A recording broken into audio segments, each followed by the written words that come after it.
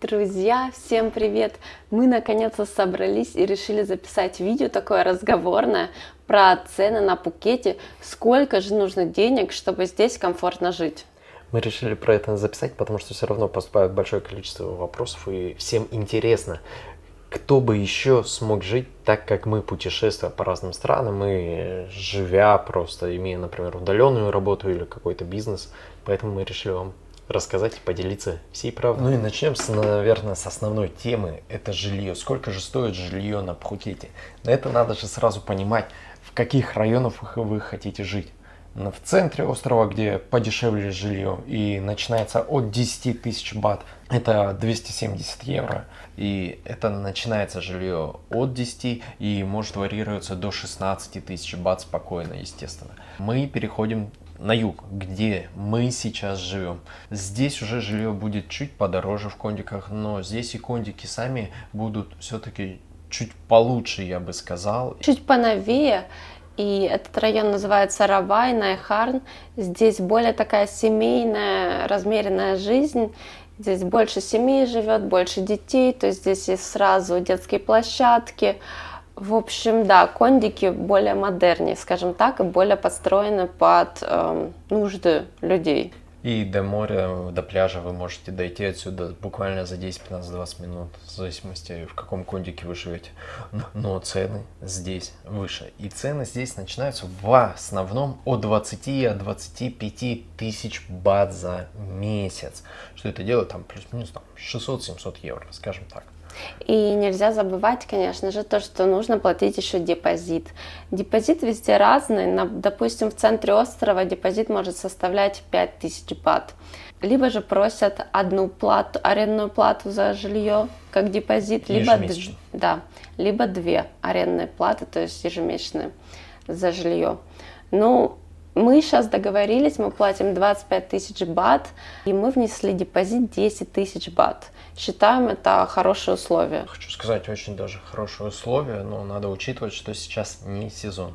Если вы будете брать квартиру, например, на год сразу с контрактом, это цена одна. Когда вы ежемесячно платите, эта цена совсем другая. А особенно, когда сейчас с конца декабря начнется так называемый высокий сезон, когда цены взлетят просто до небес. Особенно на Новый год. Да, где там вот мы сейчас платим 25, а потом будет уже 60-65 тысяч бат за один месяц. Ну, вы представляете, да, вообще?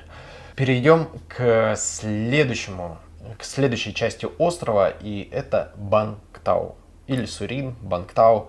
Это северная часть острова, считается якобы самой лучшей. Очень популярное место, там много кафешек, красивые пляжи тоже, жилье новое, буквально вот недавно построилось. Цены там уже подороже, квартиры поменьше, но они уже сразу будут намного дороже. Жилье не все новое, там большое количество новых кондиков есть, но они, конечно, очень дорогие. И в среднем там цена около 35 тысяч бат за месяц арендного жилья.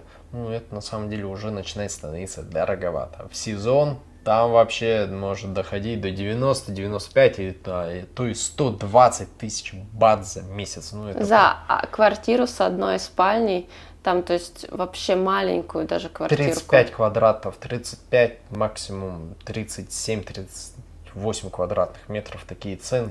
Ну, каждый выбирает сам, кому-то очень нравится Бангтау, из-за того, что там, кстати, есть тротуары, чего, в принципе, на Пхукете очень мало.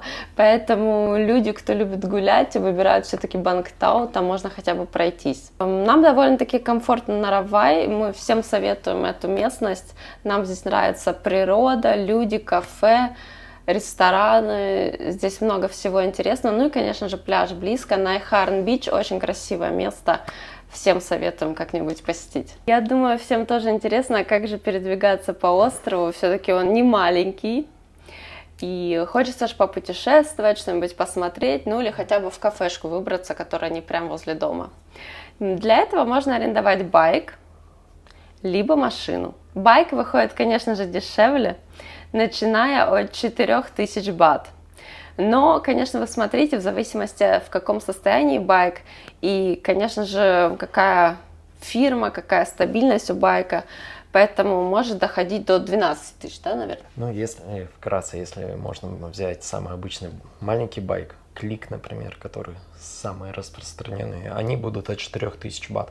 А если брать уже там крутые, там Максы, PCG-шки, там, они будут стоить, да, там 8-12 тысяч бат, это вообще спокойно в месяц. Естественно, можно арендовать машину, что мы, в принципе, и сделали. Потому что да, это намного удобнее.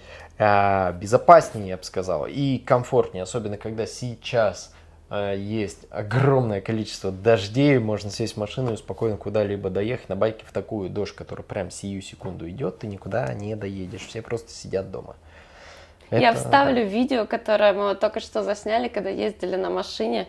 Вам вот сюда вот можете посмотреть. Не так передает это, потому что просто камера не может заснять всех этих луж, но поверьте, мы думали уже то, что даже машина там не проедет. Потому что мы уже не то что ехали, мы будто бы чуть-чуть плыли, я скажу так. Но да ладно, машина все равно и в жару, и в дождь очень комфортная вещь, когда ты можешь просто включить кондиционер и тихо, спокойно поехать, и тебя никто не собьет или еще что-то, ну, максимум в тебя врежется. Да. Кстати, да, это очень опасно здесь. Следите за дорожными правилами и ездите всегда аккуратно на машине или на байке. И обязательно у вас должны быть интернациональные права, потому что здесь их тоже проверяют. Я знаю, многие говорят, типа, можно без прав ездить. Да, можно, но до поры до времени. Что касается цен, машины можно взять по разным ценам. Кто-то может взять небольшую маленькую машинку и за 8000 бат в месяц. А вообще средняя цена, я бы сказал, такой средней машинки, не новую, если брать там 11, 12, 13 или 15 тысяч бат в месяц. Новые машины, которые чуть побольше, не такие, ну, побольше среднего, скажем так, побольше, чем наша, они стоят там уже по 20, 25, 30 тысяч бат. Если большой джип хотите, ну, он 40-45 тысяч бат будет стоить. Нашу машину, которую мы арендуем, это Toyota Yaris Ativ. Она абсолютно новая, 2023 года выпуска. Она стоит 15 тысяч бат в месяц нам.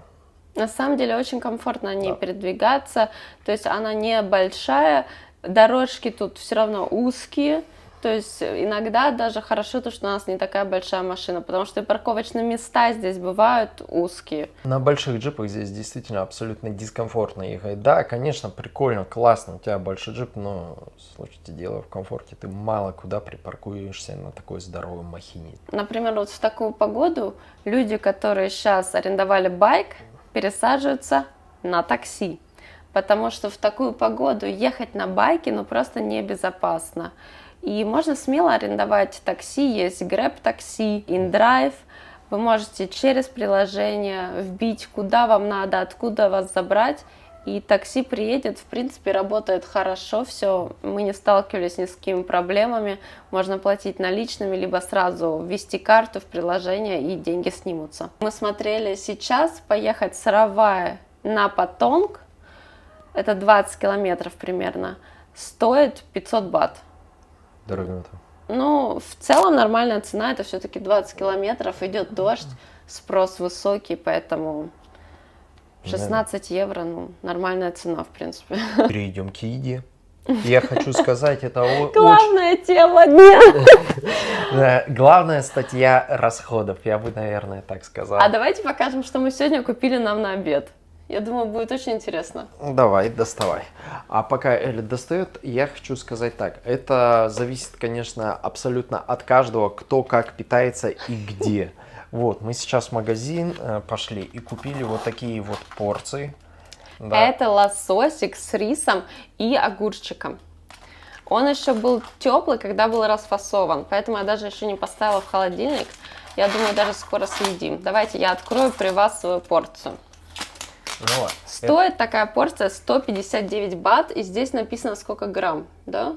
Нет, не написано сколько грамм. Не знаю, но порция такая хорошая на самом деле. Увесистая. Очень. Так, я открываю медленно, чтобы... Вот. Лососик сверху, рис внизу, и оно уже в соусе терияки, по-моему. И еще там чуть-чуть огурчиков. Да, то есть вот, если поднять, видно Ну, то есть порция лосося хорошая. 159 бат это вообще хорошая цена, потому что если есть такое в кафе или ресторане, всегда будет где-то от 350 бат. Все, что с лососем связано, где-то 350 бат и выше. Расходы на еду это, конечно, очень персонализированная вещь, и у каждого они свои. Кто-то питается чисто в ресторанах, еще нужно смотреть, в каких ты кафешках, ресторанах питаешься. Есть дешевый сегмент, средний, совсем дорогой. Это все очень персонализировано. Потому что в один ресторан ты можешь пойти, например, 400 бат отдать на 2 человек, а в другой пойти, вот точно так же, например, покушать и отдать там 1200 бат. Ну, да. Мы, если ходим в рестораны, в основном мы ходим такой в средний сегмент. Средний да, хороший там сегмент. Но у нас хорошее кафе. Средний чек, я считаю, выходит где-то от 500 до 600 бат. Сегодня мы ходили завтракать в кафе Ава. Можем оставить вот вам фоточка, что мы сегодня ели на завтрак. Сырнички, они подаются сразу с соусом малиновым и сметанкой. На самом деле очень вкусно. К этому мы заказали еще капучино. Эдвард взял большой, я маленький капучино. И у нас вышло сегодня 500 бат. Чаще всего мы стараемся питаться, завтракать, по крайней мере, дома, потому что это удобно. А на обед куда-то выходить. Поэтому наша статья расходов в среднем, это очень часто варьируется, плюс-минус, там можно 200-300 долларов считать, но в среднем на самом деле выходит около 750 евро в месяц. Мы, в принципе, ни в чем себе не отказываем. То есть, если хотим пойти выпить кофе, идем выпить кофе. Кофе здесь тоже по ценам. Если вы хотите хороший кофе, такой европейский, так скажем, который по вкусу будет нам, вот европейцам, вкусный, да, это будет где-то от 100 бат. Когда живете на таком вот шикарном острове, все равно хочется еще каких-то развлечений. Конечно, можно каждый день ходить на море, но даже там есть какие-то траты. Например, чтобы взять лежак на море, это 100 бат с человека. В принципе, тоже приемлемая сумма. Падл-теннис, сейчас здесь очень модный, 1000 бат за корт. Это можно вчетвером играть, то есть разделить 1000 бат на четверых, плюс еще ракетки. У некоторых уже свои есть, а если нет своих, где-то за 100-150 бат можно арендовать. Урок серфинга. Сейчас сезон серфинга, в принципе. Поэтому, если вы еще не умеете серфить, очень рекомендуем на пляже Ката. Можно взять урок за 1000 бат тоже на человека. Если придет большая группа людей, то вам сделают скидочку. Также мы посещали здесь танцы. Стоит примерно один урок 600 бат. Человека это примерно 16 евро, тоже хорошая цена, если сравнивать с ценами вообще в Германии, сколько стоит один урок. По выходным вы можете с друзьями пойти в бич-клаб, и я вам скажу больше, вход в бич-клаб чаще всего бесплатный, то есть вы можете спокойно зайти в бич-клаб, встать у бара, если не хотите брать столик, и просто послушать диджея, выпить там водичку или коктейль, и насладиться вечером. Столики там стоят примерно от 8000 бат. Это такие вот бич-клабы, как кафе Дель Мар и Майя бич-клаб. Это самые известные бич-клабы здесь на острове. Также на острове имеется аквапарк, так называемый Андаманда. Это один из больших аквапарков здесь. Здесь вход стоит сколько? 1200 бат, по-моему, отдавали. 1200 бат. Очень классно. На самом деле, если сравнивать, давайте будем сравнивать. Я люблю сравнивать, например, с Дубаем и там с дубайскими аквапарками. Конечно, дубайские будут получше. Конечно, он там больше, вообще Дубай, Пхукет, Дубай, Пхукет. Все понимают, да? Но тут тоже очень достойный, классный аквапарк, который все-таки, кто любит водные игрушки, обязательно к посещению. Приходите к открытию. Аквапарк открывается в 10. Приходите вот прям в 10, будьте уже там. Вы заходите первые и можете без очереди прокатиться на всех горках. А потом на второй круг стоять уже можно и постоять в очереди. Ничего страшного. Да, а днем уже становится жарко, поэтому, в принципе, можно уже и домой. Вы ищете такие развлечения, здесь они тоже есть. Здесь есть разные шоу-программы, в общем, кафе, бич-клабы, диджеи, танцы, клубы, все есть. Поэтому скучно точно не будет на выходных. Абсолютно любые развлечения, которые у вас есть в голове, здесь все есть. Здесь можно насладиться своим хобби и вот полностью в него погрузиться. Люди здесь очень общительные, вы можете подружиться с кем-то, познакомиться. И, в принципе, люди открыты и готовы как бы общаться и в свободное время. Но про людей и прочее мы расскажем в другом видео. Друзья, если хотите больше наших видео, если у вас есть вопросы, то, пожалуйста, пишите их в комментарии, а также ставьте колокольчик и лайкайте наши видосы, и мы будем для вас делать больше. Будем заканчивать наш выпуск. И пойдем кушать нашу еду, которую мы только что купили, она еще тепленькая. Вот мы все-таки вам не сказали, сколько же мы тратим в месяц Точно. у нас на жизнь. В общем, на самом деле у нас выходит примерно 1800 евро в месяц расходов. Ну, это прям вот так. Практически ни в чем себе не отказываю. Ну, если можно добавить, конечно, накинуть еще 200 евро, и тогда будет 2000 евро в месяц. Это на двоих, и мы прям нормально живем, то есть ни в чем не отказываем, развлекаемся, ходим куда-нибудь. Если сравнивать с Германией, это, конечно, в 2 раза дешевле. Но можете посмотреть наше видео, мы чуть-чуть рассказывали о том, как жили в Германии. Вот, переходите по ссылочке на него. Всем спасибо за проведенное с нами время, и всем удачи, и всем пока! Пока-пока!